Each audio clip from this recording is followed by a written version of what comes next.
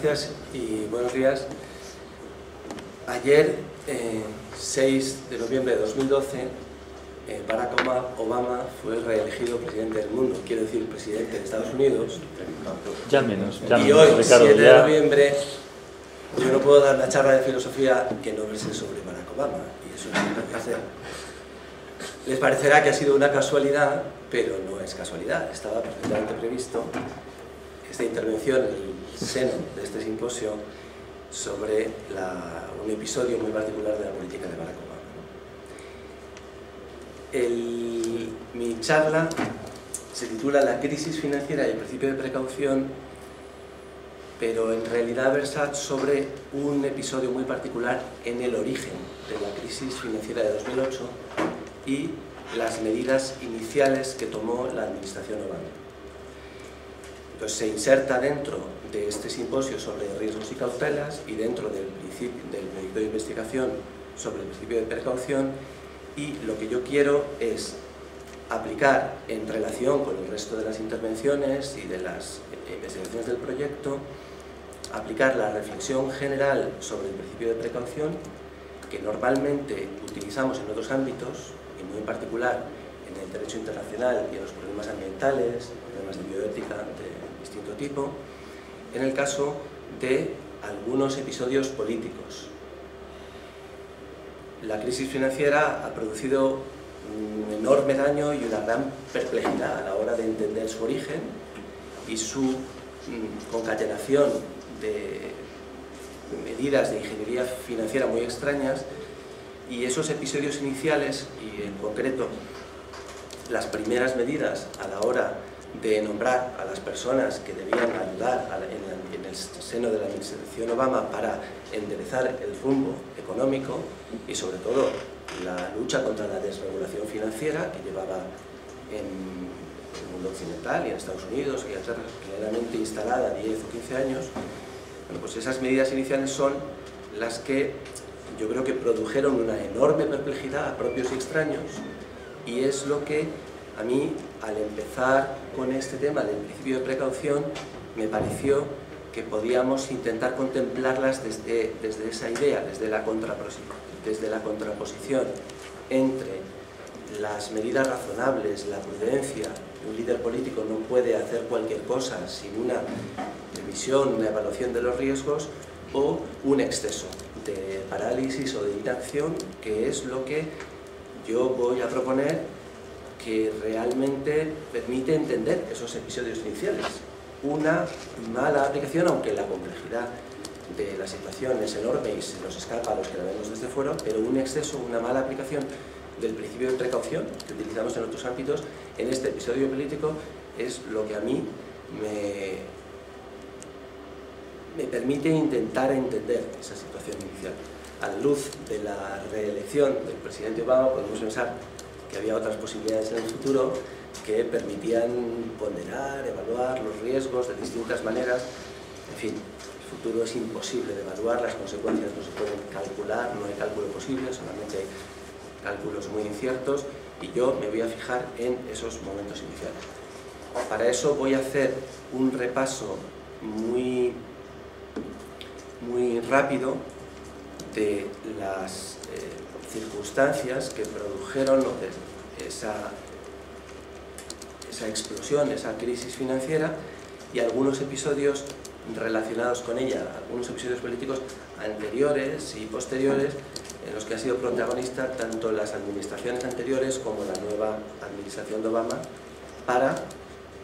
entonces ver si en esas medidas iniciales podemos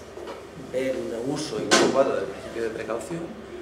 y luego intentar sacar alguna conclusión para otros episodios políticos, otras medidas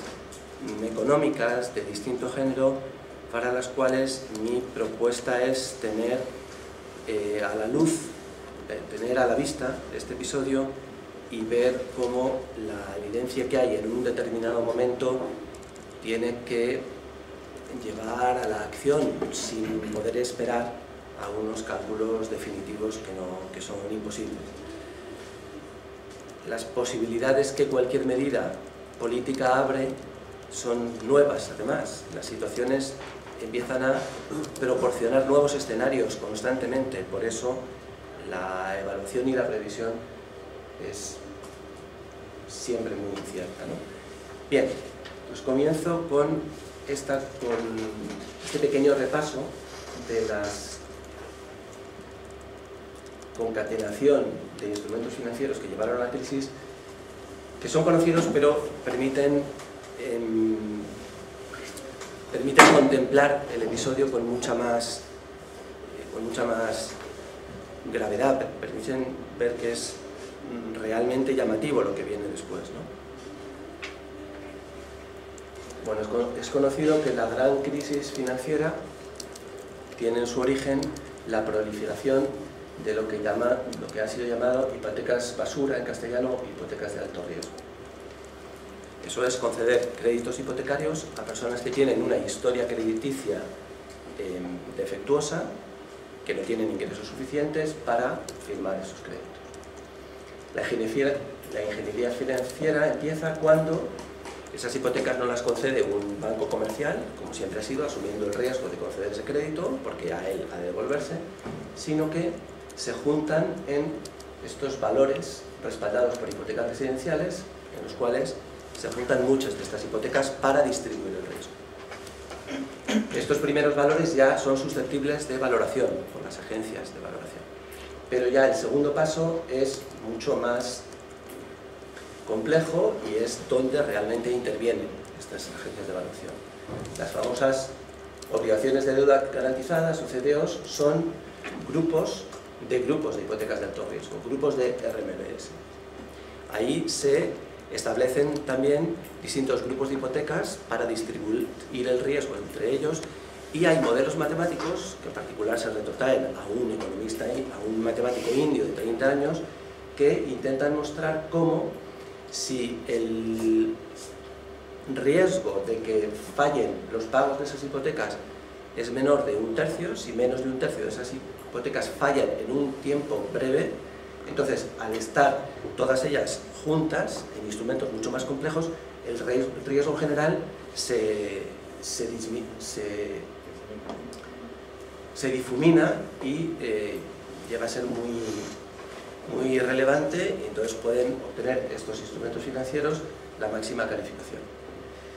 Como de todas maneras los inversores a los que se venden estos pools de hipotecas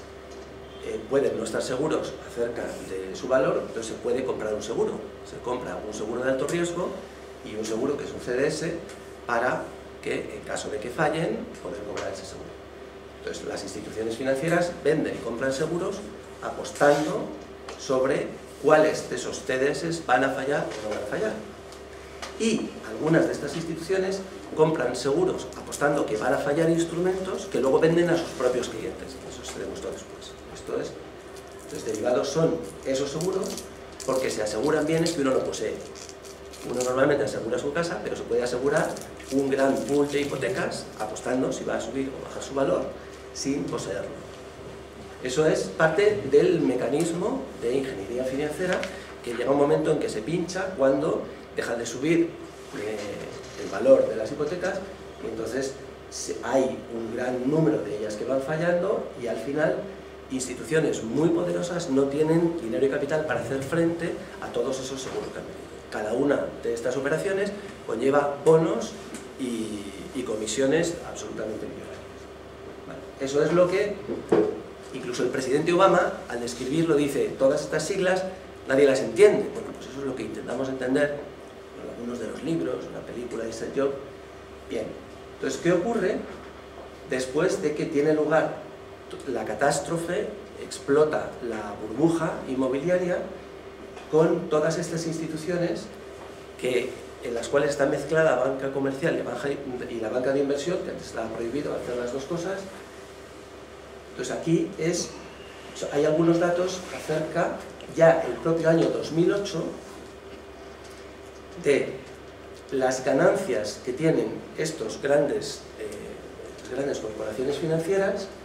los bonos que cobran los altos directivos, cuántos de esos bonos son de más de $1 millón, cuántos más de 10 millones, y TAR es el Troubled Asset Relief Program, el programa público de ayuda a esas instituciones financieras privadas para que puedan hacer frente a todos esos pagos que no pueden, a los que no se pueden enfrentar en ese momento. Entonces, el mismo año 2008, que es cuando se desencadena la crisis a la vuelta del verano, con la quiebra de Lehman Brothers en septiembre, bueno, pues en octubre ya hay uno de los episodios políticos que voy a comentar, en los cuales barra libre para todas estas instituciones en estas cantidades. La columna de la derecha son las cantidades de ayuda pública que reciben estas instituciones. Ese año pagan estos bonos y al año siguiente se reproducen cantidades semejantes. Esta es la situación. Luego se puede completar con muchos otros datos, pero que yo quiero en este momento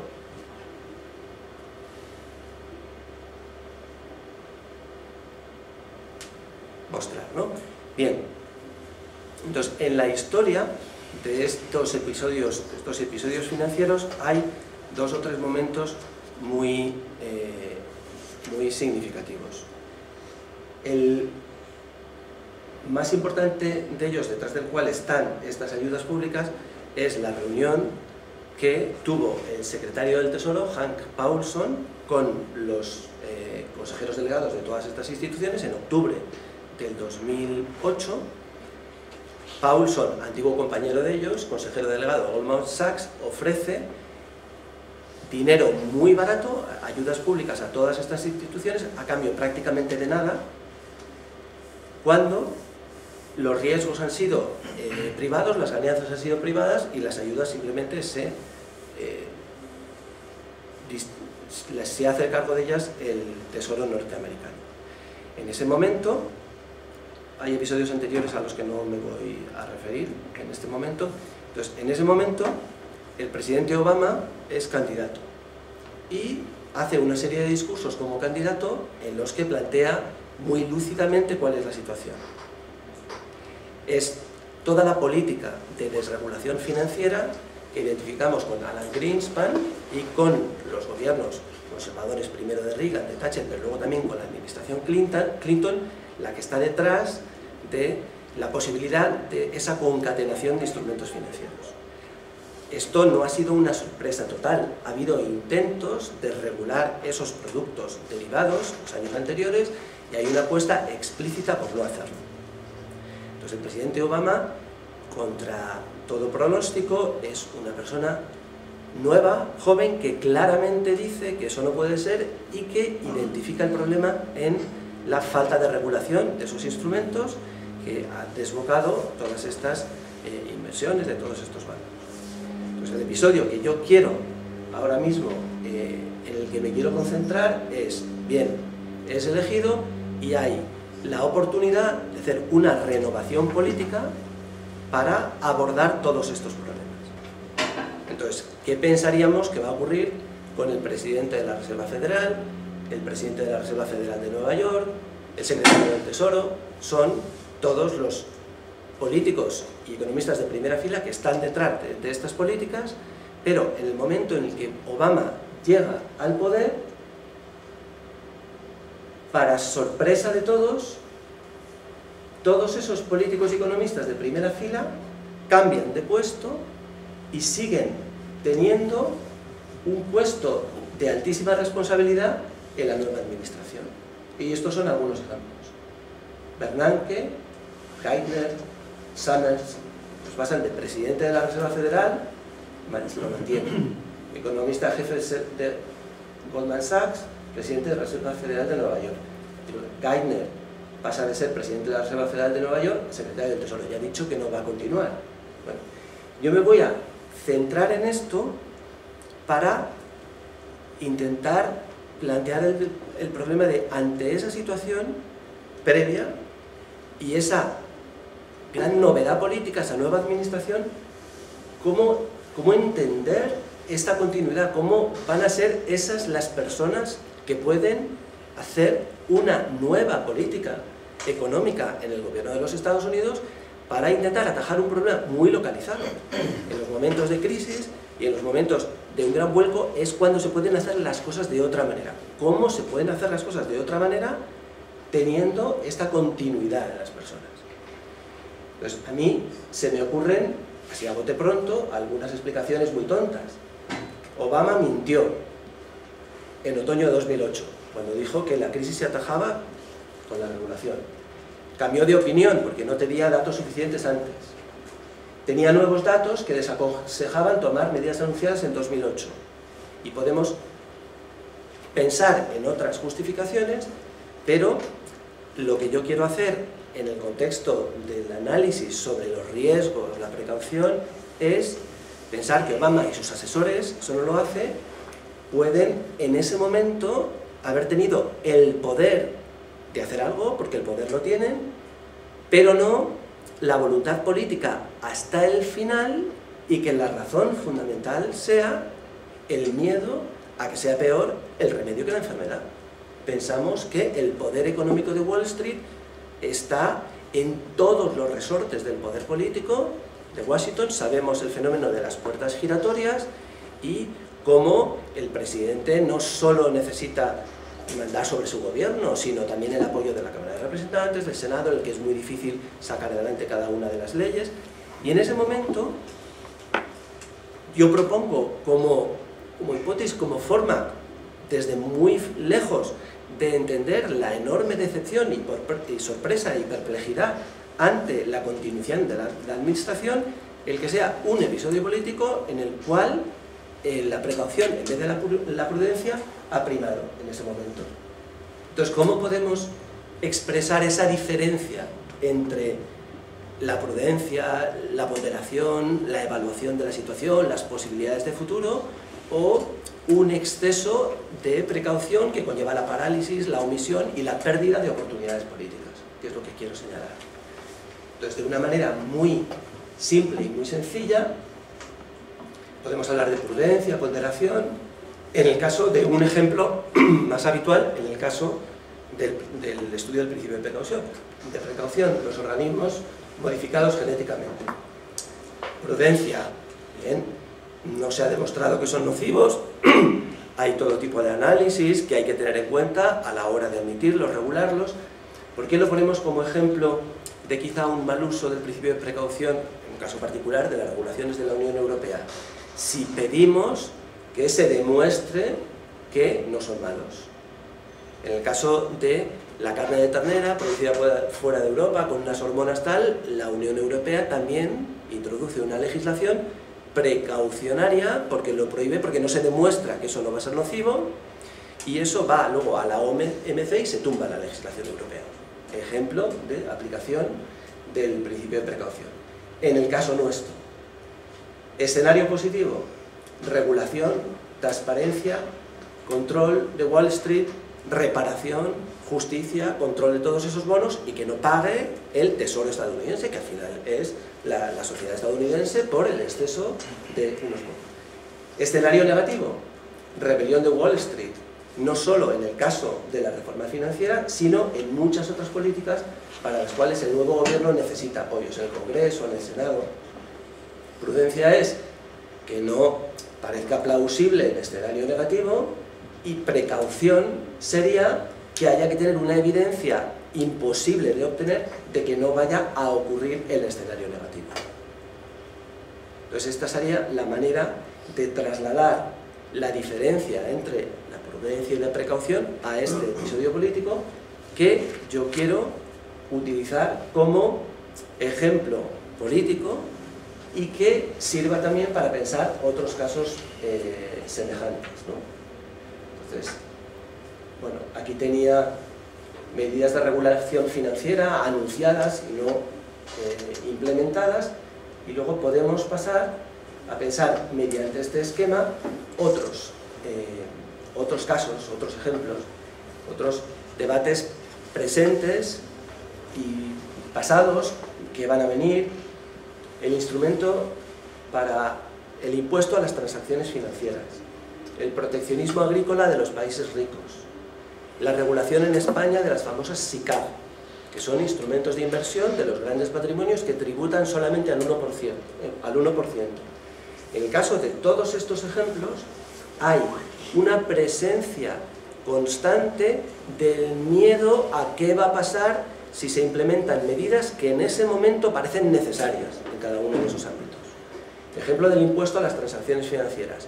La gran excusa es que o se introduce en todo el mundo a la vez y con las mismas reglas, o puede ser contraproducente para el que lo introduzca porque se van a huir los inversores y los capitales de ese país. Bueno, la Comisión Europea, que no puede improvisar, pues al proponer la implementación en Europa del impuesto a las transacciones financieras, tiene toda una reflexión de por qué se tributa cuando uno de los dos miembros de la transacción está de alguna manera radicado en Europa, es un riesgo controlable, pero constantemente se apela a ese miedo para no hacer algo que parece necesario para echar arena en la rueda de los vaivenes de capitales, como decía Tobin a propósito de su tasa, y también para que el mundo financiero, que no paga IVA y tiene otra serie de ventajas, pueda contribuir a las arcas de la Unión Europea. Eso es un debate que tenemos ahora mismo en Europa. Yo creo que ahí la idea de precaución está muy presente, y lo mismo que en el caso de la continuidad de las administraciones Clinton y Obama, podemos verla como un freno que quizás esté injustificado. El proteccionismo agrícola de los países ricos desde hace muchos años ha sido el caballo de batalla más importante de la ronda de desarrollo de Doha, y sabemos que es muy dañino para muchos productores pobres y agricultores rurales en muchos países empobrecidos, y sin embargo el argumento siempre es cuál va a ser el efecto de esa bajada de aranceles a estos países sobre los agricultores europeos, sobre la seguridad alimentaria. En el caso de la SICAP lo mismo en España, si tributan entonces los capitales se van a ir, o de la comunidad autónoma, de otro sitio. Entonces, en conclusión, lo que quiero decir es que en el caso de todas estas medidas políticas, económicas, ante muchas de las cuales estamos, hay una presencia importante de esta idea de precaución, que es lo que nosotros estamos analizando y que creo que se puede criticar sin que haya que hacer las cosas a lo loco, diciendo fundamentalmente que la evaluación, el cálculo de las consecuencias es